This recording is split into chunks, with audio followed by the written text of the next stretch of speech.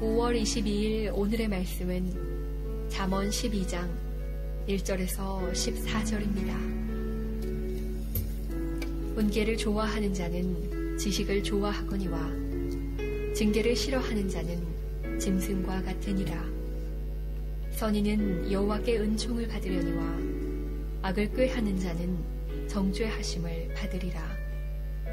사람이 악으로서 굳게 서지 못하거니와 의인의 뿌리는 움직이지 아니하느니라. 어진 여인은 그 지아비의 면류관이나 욕을 끼치는 여인은 그 지아비의 뼈가 썩음 같게 하느니라. 의인의 생각은 정직하여도 악인의 도모는 속임이니라. 악인의 말은 사람을 엿보아 피를 흘리자 하는 것이거니와 정직한 자의 입은 사람을 구원하느니라. 악인은 엎드러져서 소멸되려니와 의인의 집은 서 있으리라. 사람은 그 지혜대로 칭찬을 받으려니와 마음이 굽은 자는 멸시를 받으리라. 비천이 여김을 받을지라도 종을 부리는 자는 스스로 높은 채하고도 음식이 핍절한 자보다 나으니라. 의인은 자기의 가축의 생명을 돌보나 악인의 긍휼은 잔인하니라. 자기의 토지를 경작하는 자는 먹을 것이 많거니와 방탕한 것을 따르는 자는 지혜가 없느니라. 악인은 불의의 이익을 탐하나 의인은 그 뿌리로 말미암아 결실하느니라. 악인은 입술의 허물로 말미암아 그물에 걸려도 의인은 환난에서 벗어나느니라. 사람은 입의 열매로 말미암아 복록에 족하며 그 손이 행하는 대로 자기가 받느니라. 아멘.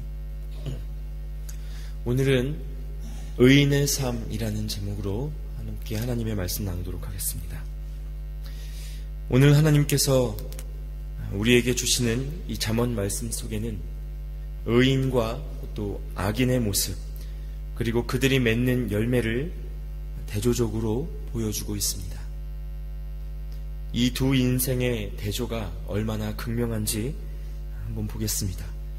제가 오늘 말씀 속에 등장하는 단어들을 의인에 속하는 것과 악인에 속하는 것으로 나누어서 들려드리도록 하겠습니다. 먼저 지식을 사랑하는 자, 그리고 짐승, 은총, 그리고 정죄, 흔들리지 않는 견고한 뿌리, 반면에 털을 흔드는 악행, 어진 아내, 그리고 욕을 끼치는 아내, 면류관과 뼛속이 썩음, 굳은 생각, 속임수, 사람을 구하는 말, 피를 흘리게 하는 음모의 말, 칭찬, 멸시, 귀한 열매, 불이한 이익 등등, 이렇게 이루 말할 수 없는 극명한 차이가 의인의 삶과 악인의 삶 속에 있다는 것을 오늘 말씀이 들려주고 있습니다. 오늘 말씀을 볼 때 이 말씀이 정말 사실이라면, 이것이 우리 삶에 그대로 일어나는 일이라면 아마 어느 누구도 악인으로 살고 싶지 않을 것입니다. 그렇다면 과연 의인의 삶은 어떠한 삶일까? 사실 그것은 예수 그리스도를 주로 믿고 또 성령의 인도하심을 따라 사는 삶의 자연스러운 열매입니다. 우리가 억지로 그 삶을 살겠노라고 노력한다고 하여서 그 삶이 사라지는 것이 아닙니다. 그러나 오늘 말씀을 통하여 그 삶의 모습을 구체적으로 돌아보는 것도 우리의 신앙에 귀한 유익이 있을 줄로 믿습니다. 그러므로 이 말씀 속에서 의인으로 또 지혜로운 사람으로 살아가는 자의 삶의 특징들을 같이 나누어 보도록 하겠습니다. 첫째로, 의인은 오늘 말씀 속에 훈계를 좋아하고 듣는다라고 말씀하십니다. 오늘 말씀 1절은 이렇게 시작합니다. 훈계를 좋아하는 자는 지식을 좋아하지만 징계를 싫어하는 자는 짐승과 같다. 여러분, 사실 징계받기를 좋아하는 사람이 얼마나 되겠습니까? 칭찬은 고래도 춤추게 한다는 말이 있습니다. 그런데 질책의 소리가 듣기 좋을 리가 없습니다. 그러나 오늘 말씀은 훈계를 멀리하고 징계를 싫어하는 자를 꼭 짐승과 같다라고 이야기합니다. 다소 지나친 표현 같으나 왜 이렇게 말씀하고 계시겠습니까? 그만큼 훈계와 징계가 갖는 그 가치가 크기 때문입니다. 훈계와 징계가 우리 모두에게 필요하기 때문입니다. 그냥 자기 마음에 들지 않는다고 인간적으로 트집을 잡는 소리에 귀를 기울이라는 말씀이 아닙니다. 하나님의 말씀으로 훈계받음이 너무나 중요하다는 말씀입니다. 그리고 7절 말씀에 이 훈계를 듣고 따르는 자는 엎드러져서 소멸하는 악인과 달리 든든하게 서 있으리라고 선포하십니다. 조금만 질책의 소리를 들으면 버럭하는 사람들이 종종 있습니다. 혹 그 사람 안에 꾸지람과 질책에 대한 상처가 있거나 특히 어린 시절 따돌림 등의 상처로 자존감이 닫혀있는 사람들의 경우라면 더욱 심합니다. 그래서 귀를 닫고 마음을 닫게 하는 이 상처가 때때로 사단의 도구가 될 수 있다는 것입니다. 우리 안에 훈계를 깊이 하는 마음의 상처 또는 그러한 고집이 있다면 치유하시고 또 새롭게 하시는 하나님의 은혜가 있기를 기도합니다. 사랑의 훈계가 갖는 가치를 우리가 기억해야 합니다. 높은 자리에 올라갈수록 인생에서 성공을 누릴수록 나이가 들수록 그 사람에게 훈계할 사람이 사라져갑니다.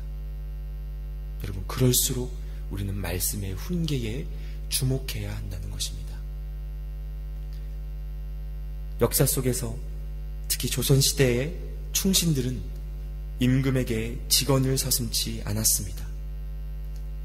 그 충신들의 소리에 귀를 기울이지 않았던 수많은 임금들은 역사 속에 폭군으로 기록되어 있습니다.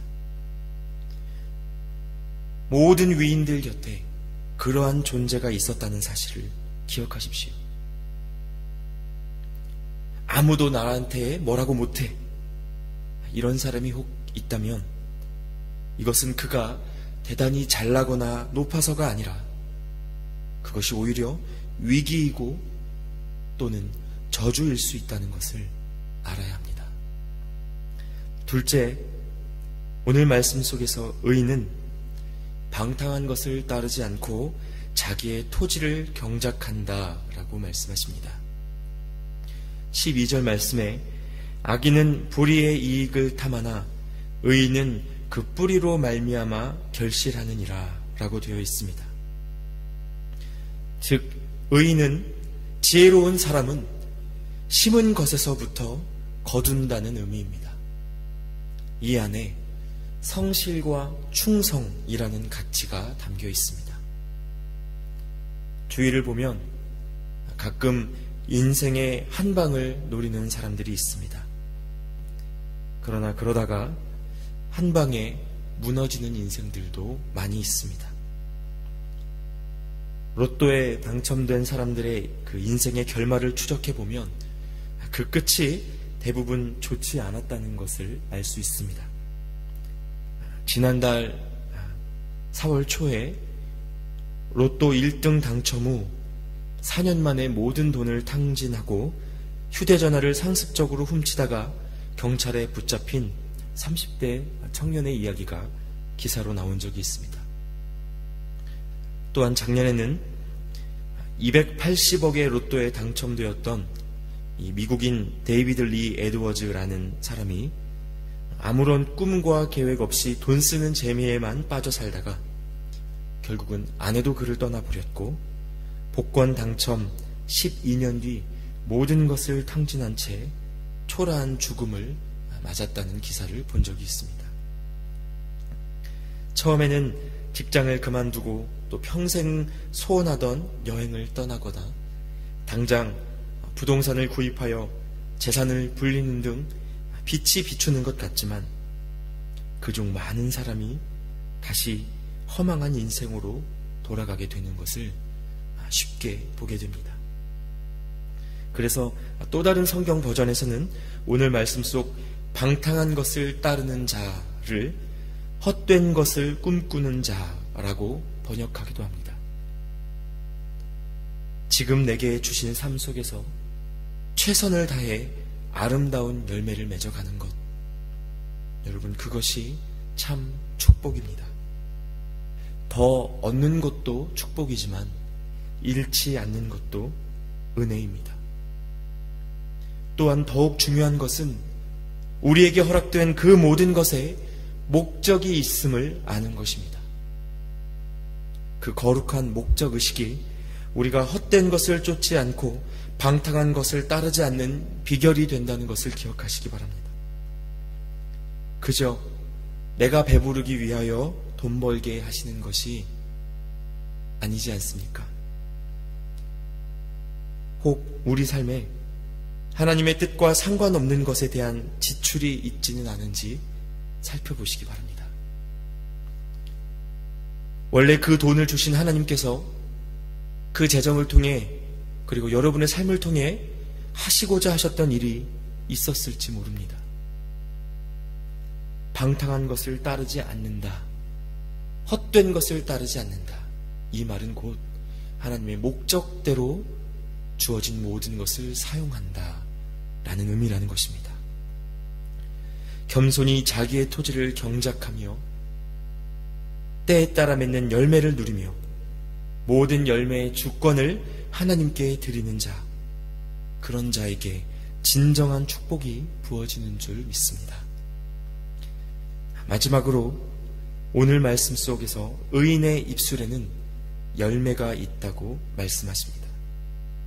13절 말씀에 악인은 입술의 허물로 말미암아 그물에 걸린다라고 합니다.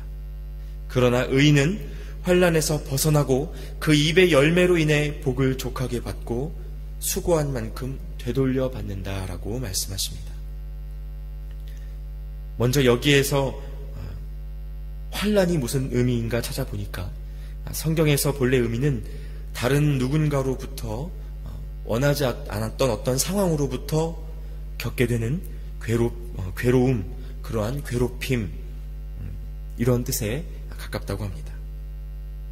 다시 말해 우리가 쓰는 말의 권세로 말미암아 행여 있을 핍박 또는 행여 있을 관계의 어려움, 예수님을 믿다가 겪을 수 있는 손해까지도 그 말로 극복할 수 있게 된다는 것입니다. 여러분, 우리가 쓰는 말 속에는 늘 뿌리가 있고 열매 맺는 능력이 있다는 점을 잊지 않으시기 바랍니다. 야고보서 3장 말씀에 보면 이러한 말씀들이 있습니다. 제가 현대어 성경 번역으로 읽어드리겠습니다. 야고보서 3장 5절에는 이와 같이 혀도 몸의 작은 지체이지만 엄청난 일을 할 수 있다고 자랑을 합니다. 아주 작은 불이 굉장히 큰 숲을 태웁니다. 그리고 3장 2절에는 누구든지 말에 실수가 없는 사람은 온 몸을 다스릴 수 있는 온전한 사람입니다 라고 기록되어 있습니다. 이렇게 말을 다스린다는 것이 얼마나 어려운지 모릅니다. 어떤 학자의 연구에 따르면 한 사람이 평생 500만 마디의 말을 한다고 합니다. 말 한마디로 천냥빚을 갚는다는 우리 속담을 돈으로 계산하면 천문학적인 수치가 됩니다. 야고보가 말한 것처럼 바다 위의 큰 배도 결국 작은 조종 키 하나로 바른 방향으로 가거나 표류하거나 결정되지 않습니까? 이어지는 말씀처럼 우리는 혀로 주 우리 하나님을 찬양하기도 하고 또 같은 혀로 하나님의 형상인 형제와 자매들을 저주하기도 합니다. 같은 입에서 찬양도 나오고 저주도 나옵니다. 그러나 기억하십시오. 한 수도에서 깨끗한 물과 더러운 물이 동시에 나올 수 없다고 성경은 말씀하십니다. 포도나무는 포도나무를 열매로 맺지 그 나무에 무화과 나무가 맺힐 수 없습니다. 결국 무슨 뜻입니까? 우리의 마음의 중심, 그 뿌리가 변화되면, 우리가 의인으로 살아가게 되면 우리 입술에서 생명의 말이 흘러나오게 된다는 것입니다. 결국 오늘 말씀은 악인이 얻게 되는 이 비참한 최후와 또 의인이 겪게 되는 놀라운 축복과 상급을 대조적으로 보여줌으로써 죄인인 우리를 의인 삼아 주시는 은혜 안에서 우리가 하나님 말씀에 따라 살아가기를 촉구하고 있습니다. 우리 모두가 예수의 마음을 품은 의인으로 살아가야 함을 주님이 가르쳐주고 계신 것입니다. 예수 그리스도의 피로 인치심을 얻은 의인, 그는 어떤 사람인가? 첫째, 훈계를 듣고 기뻐하는 사람이었습니다. 둘째, 헛된 일을 도모하지 않고 방탕한 일을 도모하지 않고 주어진 토지를 경작하여 하나님의 영광 위에 쓰는 사람, 그 사람이 의인이다 말씀하셨습니다. 그리고 마지막으로 셋째, 입술에 아름다운 열매를 맺고 일한 만큼 아름다운 복을 누리는 사람, 그가 의인이다 라고 말씀하십니다. 여러분, 궁극에 우리에게 복 주시는 이는 하나님이십니다. 그러므로 그 하나님을 의지하고 그 말씀의 지도하심을 받는 것이 지혜입니다. 그러나 또한 이미 비교할 수 없는 복을 우리가 받았음을 결코 잊어서는 안 됩니다. 이제는 값없이 허락해 주신 구원의 감격 속에서 우리가 어떻게 살아가고 있고 또 살아야 하는지 늘 여쭙고 들으며 더욱 하나님 앞에 엎드려 칭찬받는 열매 맺는 우리 각자의 삶, 또 우리 교회 되기를 예수님의 이름으로 축복합니다. 시간 함께 기도하겠습니다.